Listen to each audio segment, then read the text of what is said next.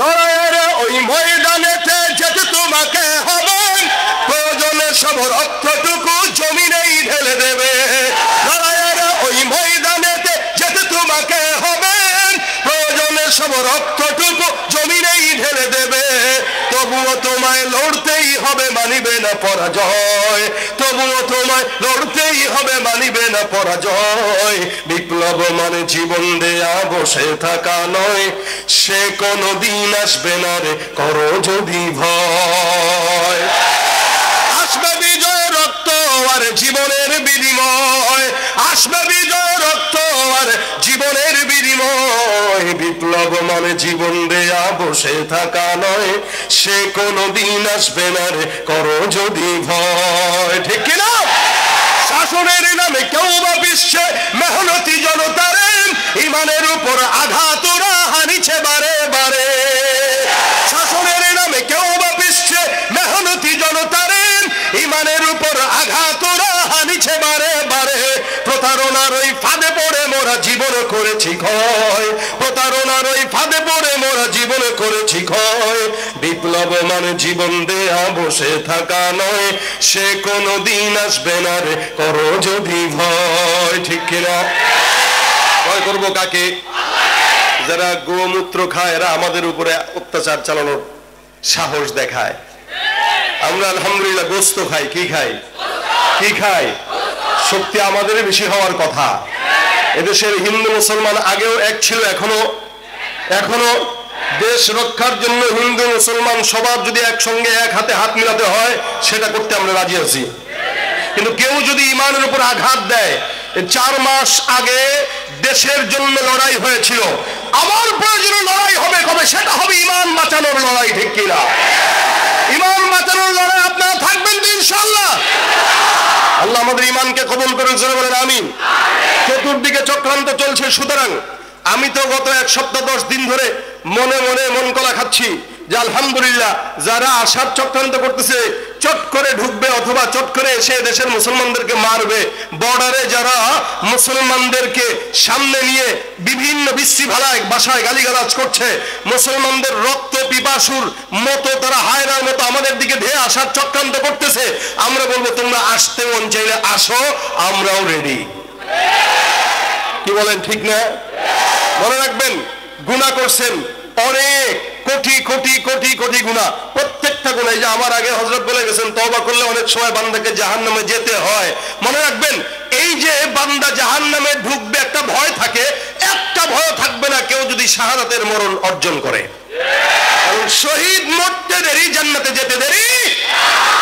এজন্য আমরা আলহামদুলিল্লাহ, এরা যদি আমাদেরকে জানের ভয় দেখায় আমরা বলবো ভাই তোরা আয়, আমাদেরকে শাহাদাতের রাস্তা একটু দেখায় দে। আমাদের ইমানের ধার কমে গেছে, তোমরা আসলে ইমানের ধারটা অন্তত বাড়বে। কি বলেন? ঠিক না? এই যে এখানে অনেক যুবকরা আছে, তাদের চুল ঠিক নাই, দাড়িও নাই, নামাজও পড়ে না, কিন্তু আপনি বলেন তো, আমার তো দিল বলে তার সামনে কেউ যদি আমার আল্লাহ রসুল ইসলামের বিরুদ্ধে এক বিন্দু কথা বলে ওর জিহ্বার ভিতরে রাখতে দিবে না। কি বলেন? আমরা নামাজে দুর্বল হতে পারি, আমলে দুর্বল হতে পারি, ইবাদতে দুর্বল হতে পারি, কিন্তু ইসলাম নিয়ে কটূক্তি করবো আমার সামনে দুর্বল মনে করো না। প্রয়োজনে জান দিব 1 কোটি বার, ইসলাম নিয়ে কোনো তামাশা সহ্য করা হবে না।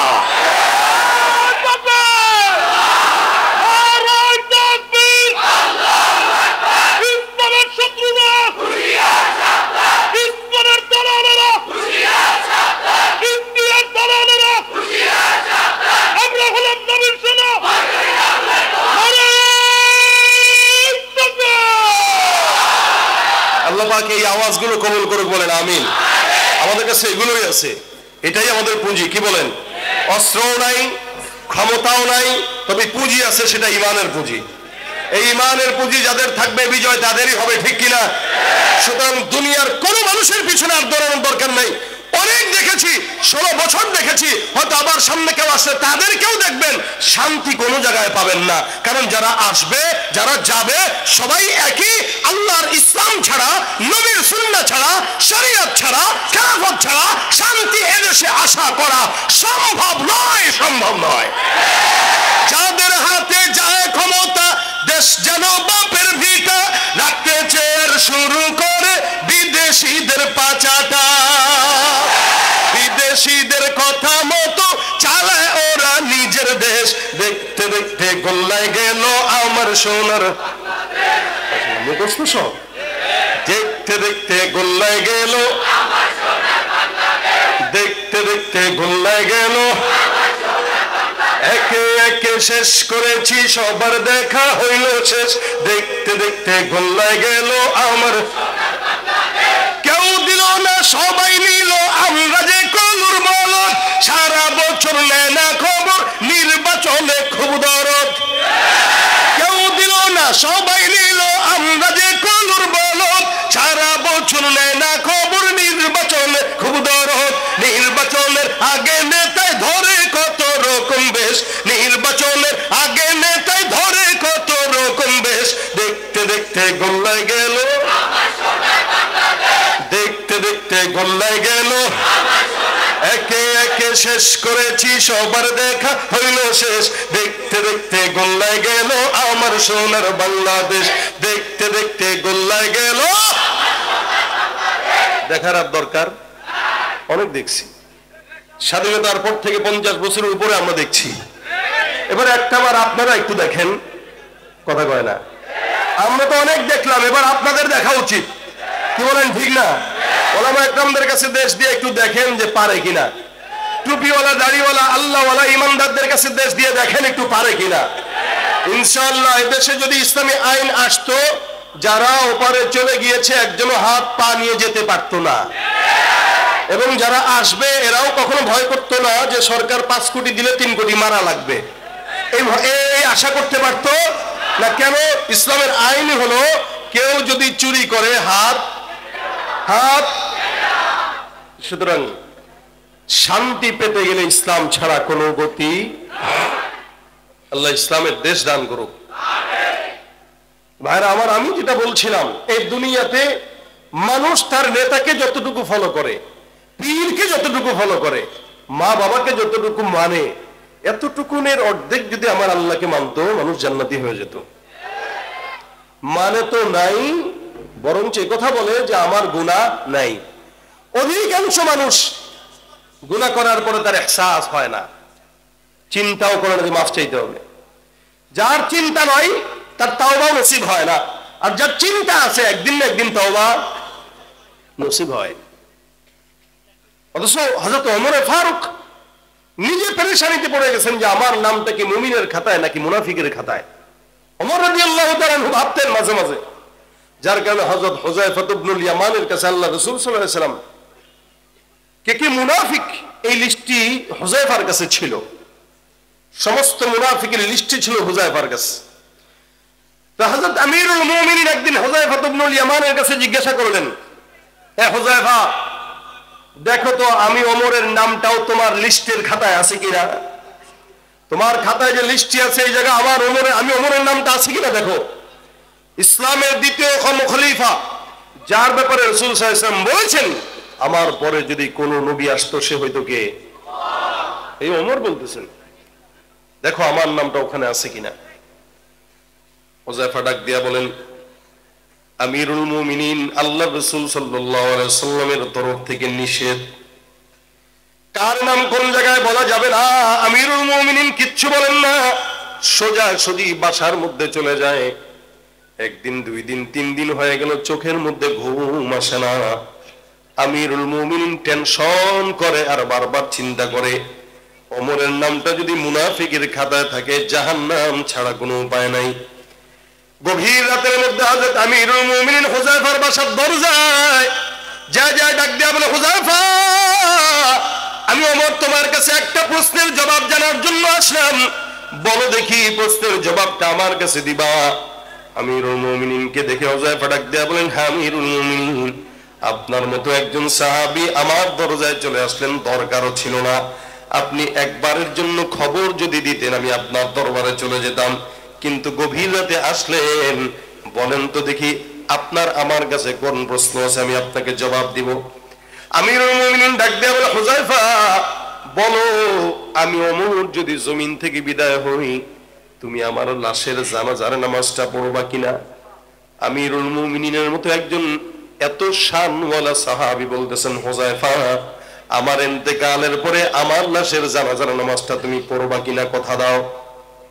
হুযায়ফা ডাক দিয়া বলতেছেন, কি বলতেছেন আপনি, যার ব্যাপারে আমার পয়গম্বর এত ফজিলত বর্ণনা করলেন, আপনার মতো একজন সাহাবীর লাশের জানাজা আমি হুযায়ফা পড়ব না, এটা হতে পারে না। হে আমিরুল মুমিনিন, আপনি মনে রাখবেন আপনার লাশের জানাজা আল্লাহ পাক যদি আমাকে হায়াতের মধ্যে বাঁচান, আমি অবশ্যই অবশ্যই অবশ্যই আল্লাহর কসম আপনার লাশের জানাজা পড়ে সৌভাগ্যবান হব। আমিরুল মুমিনিন এবার আল্লাহর কাছে ডাক দেয়া বলে, আল্লাহ আলহামদুলিল্লাহ, আপনার জন্য শুকরিয়া, কৃতজ্ঞতা আপনার প্রতি রব। আমার প্রশ্নের জবাব হয়ে গেছে। হুযায়ফা ডাক দেয়া বলে, হুজুর বুঝলাম না, প্রশ্ন করার আগে আপনার হাল হচ্ছিল একরকম, এখন আরেক রকম। কি কারণে আপনি গভীর রাতে আমার কাছে প্রশ্ন করার জন্য আসলেন? ওমর ডাক দেয়া বলে, হে হুযায়ফা, আমি জানি পয়গম্বরের তোমার কাছে লিস্টি দিয়েছেন কে কে মুনাফিক, কে কে ঈমানদার। তুমি সেদিন আমার কাছে আমার নামটা মুনাফিকের খাতায় আছে কিনা এটা বলো নাই। আজকে আমি তোমার কাছে জিজ্ঞাসা করতে আসলাম, আমার নামটা কি মুমিনের খাতায় নাকি মুনাফিকের খাতায়? আমি জানি তুমি হুযায়ফা সব যেগুলো মুনাফিক আছে একটারও লাশের জানাজা তুমি আদায় করো না। আমি জানি তুমি মুনাফিকের নামাজ পড়ো না, জানাজার নামাজ আদায় করো না। আমি ওমরের লাশের জানাজার নামাজ যেহেতু তুমি পড়বা, আমার কাছে স্পষ্ট হয়ে গেল, তার মানে আমি ওমরের নামটা মুনাফিকের খাতায় নাই, মুমিনের খাতায়। আমিরুল মুমিনিনের মতো লোক পেরেশানি করে আমি মুমিন নাকি মুনাফিক টেনশন। এ ভাইরা, আর আমরা বলি আমাদের গুনাহ নাই, অথচ আল্লাহ পাক রব্বুল আলামিন নবীদেরকে মাসুম বানাইলেন। নবীরা নিষ্পাপ, সাহাবীরা নিষ্পাপ, নবীদেরকে আল্লাহ পাক রব্বুল আলামিন মাসুম বানাইলেন। সাহাবা আজমাইনদের যদিও কিছু ভুল হয়ে গেছে, আল্লাহ ওগুলো মাফ করে দিয়েছেন। যার কারণে আমার আল্লাহ বলেন, রাদিয়াল্লাহু আনহুম ওয়া রাদু আন, তারাও খুশি আমরাও খুশি। তার মানে যাদেরকে আল্লাহ পাক রব্বুল আলামিন সন্তুষ্টির কথা বলে দিয়েছেন, প্রত্যেকটা সাহাবীকে দুনিয়ার জমিনে থাকতেই জান্নাতের সনদ দিয়েছেন। সুবহানাল্লাহ। তার মানে নবীরা কি বলেন বলেন, সাহাবা একরাম কি, রাসূল সাল্লাল্লাহু আলাইহি ওয়াসাল্লাম বলেন, যারা তাবেঈ আমার সাহাবীকে যারা দেখেছে আল্লাহ পাক রব্বুল আলামিন তাদেরকেও ক্ষমা করে দিবেন। এই তিন জামানার মানুষগুলো আল্লাহ পাক রব্বুল আলামিনের দয়ায় মাফ পেয়ে যাবেন। কিন্তু ওখান থেকে নিয়ে এখন পর্যন্ত যত মানুষ জমিনে আসবে আর যাবে, ওই মানুষগুলাই আল্লাহর তত নিকটে যারা অতীতে গত হয়ে গেছে। এই কারণে আমার আল্লাহ পাক ডাক দেয়া বলেন, ওয়াস-সাবিকুন আস-সাবিকুন উলাইকাল মুকাররাবুন ফি জান্নাতিন নাঈম সুল্লাতুম মিনাল আউয়ালিন ওয়া কালিলুন মিনাল আখিরিন।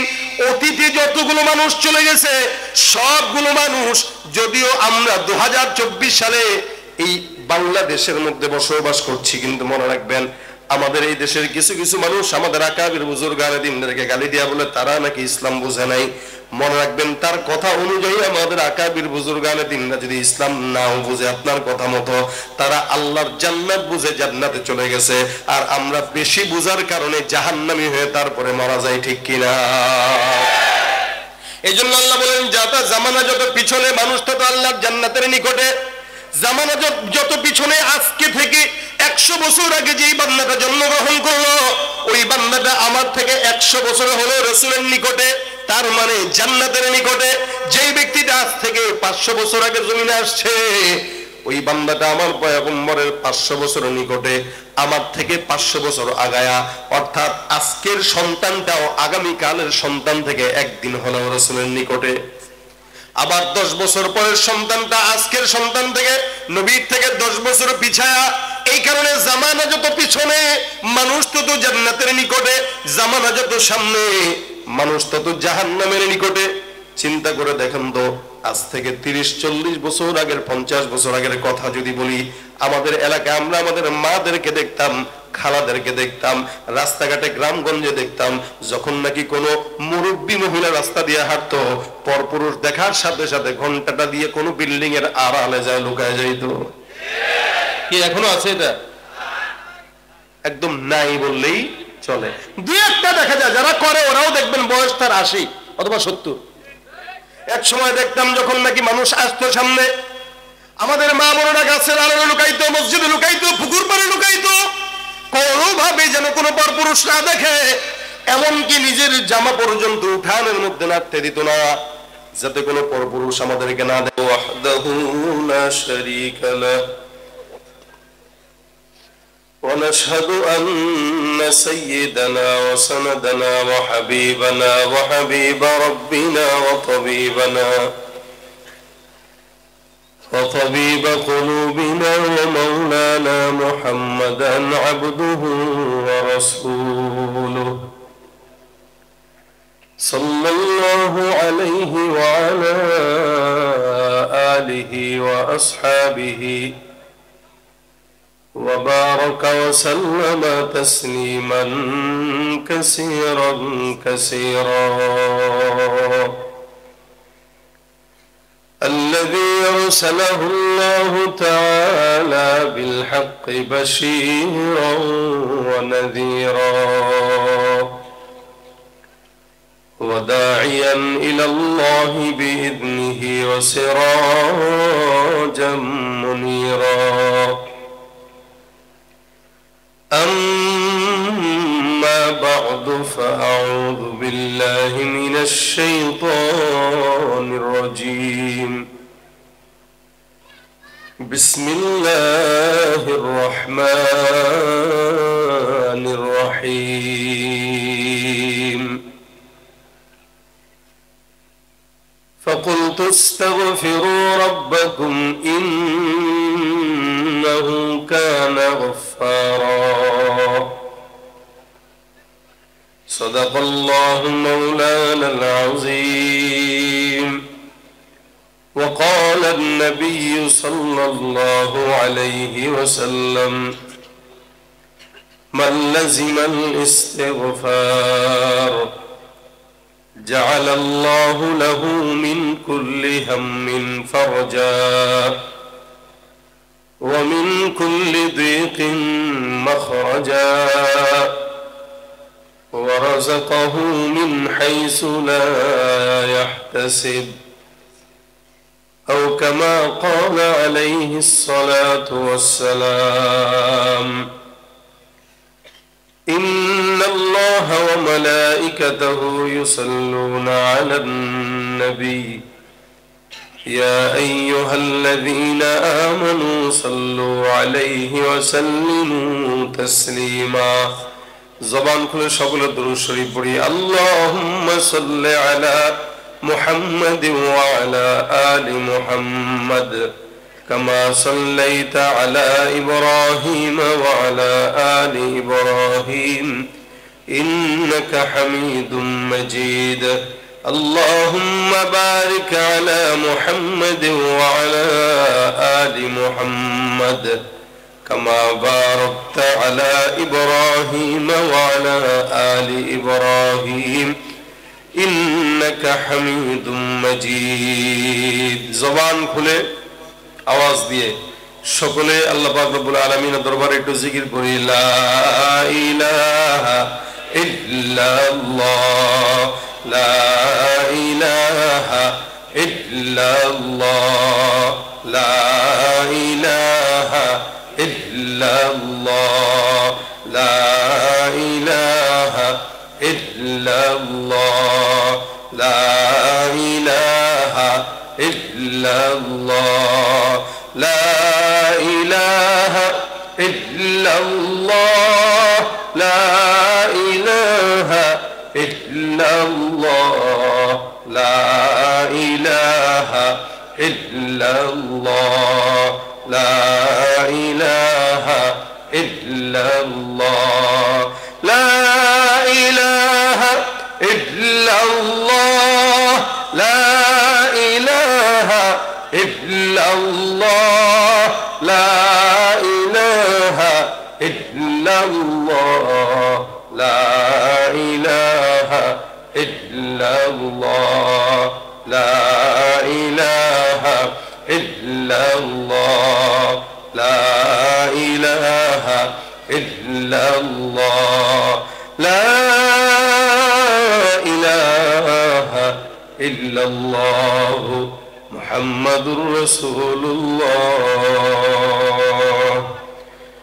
সাল্লাল্লাহু আলাইহি ওয়াসাল্লাম। আলহামদুলিল্লাহ, জামিয়া হুসাইনিয়া মদিনাতুল উলুম তজুমউদ্দিন ভোলায়ের উদ্যোগে আয়োজিত বার্ষিক ইসলামী মহাসম্মেলন ও খতমে বুখারীর অনুষ্ঠানে